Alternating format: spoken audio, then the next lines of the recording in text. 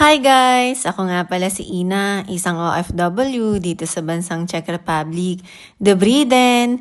Ngayong araw nga ay naghahanda kami para sa birthday nung kawork namin. Dito nga lang siya magse-celebrate pero dun siya magluluto sa bahay nila. Yung Shanghai naman at saka kasaba cake niluto namin para pandagdag dun sa handa niya. Yung pansit naman at saka biko, niluto nila tutoy sa bahay nila, pinaluto nga nung birthday celebrant para pag dinala dito, luto na. Pero yung biko nga, dito na lang niluto ni Tutoy sa bahay. Busy pa nga daw kasi yung lutuan sa kanila, nagluluto pa ng pansit. Kaya naman, pumunta na lang si Tutoy dito ng maaga at dito nagluto ng biko.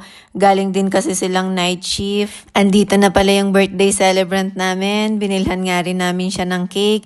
Bumili rin pala kami ni Kabebe ng tiara at saka lobo. Tawang-tawa pa nga kami dyan kasi pangalawang sindi na nga yun ng kandila. Nung una kasi may kumatok na, akala nga namin si Marie na yon.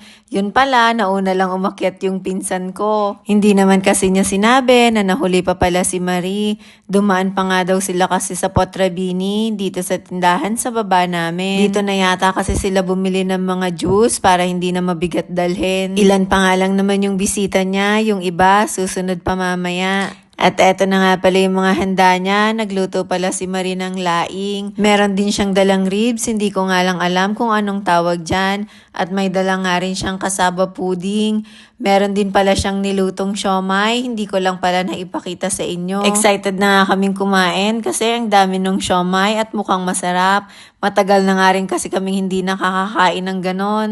At nagsaing nga rin pala muna ako. Kailangan pala kasi ng rice dahil may laing. Hindi ko naman kasi alam kaya hindi ako nakapagluto kanina. Pero okay lang, mahihintay pa naman namin yan. Marami naman pagkain. Chami pala yung tawag dun sa pansit na sinasabi ko kanina. Niluto ni Ryan. Nagdala nga rin pala sila Michael ng wine nila. At syempre, bago nga magsimulang kumain, picture-picture muna ang birthday celebrant natin. Nahihiya pa nga siya, ayaw niya pang magpa-picture. Gusto niya yung sama-sama na lang kaming lahat. Pero syempre, hindi kami pumayag kasi sayang naman. Ang sabi nga namin, isan niya sa anak niya para makita nung anak niya yung mga picture niya. Hindi pa nga kumakain si Marie dyan, parang busog pa daw kasi siya. Sabagay, gano'n naman talaga tayo, 'di ba? Kung sino yung may handa, siya yung hindi makakain. Niluluto na rin pala ni Kabebe yung Shanghai at nandito na nga rin yung iba namin mga kasamahan sa work, dumating na din sila. Hindi naman kasi kami ganun karami kasi nga orange at pink shift lang naman yung rest day ngayon.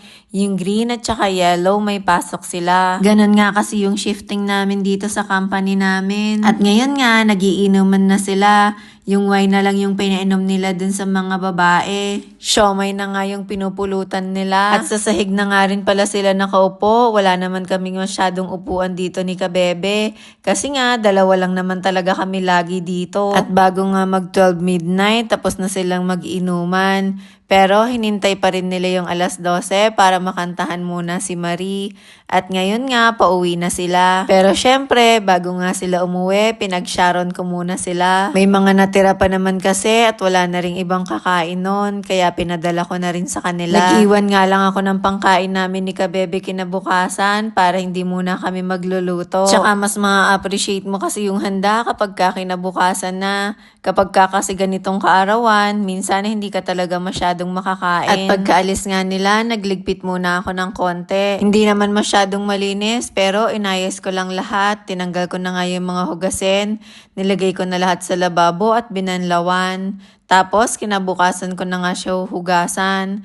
At inayos ko na lang din yung mga basura. Bukas ko na lang itatapon. Kinabukasan nga, yun pa rin yung ulam namin. Laing at saka siomay. Kakain muna kami. Yun lang mga kabebe. Thank you sa panonood. See you ulit sa susunod. Bye-bye!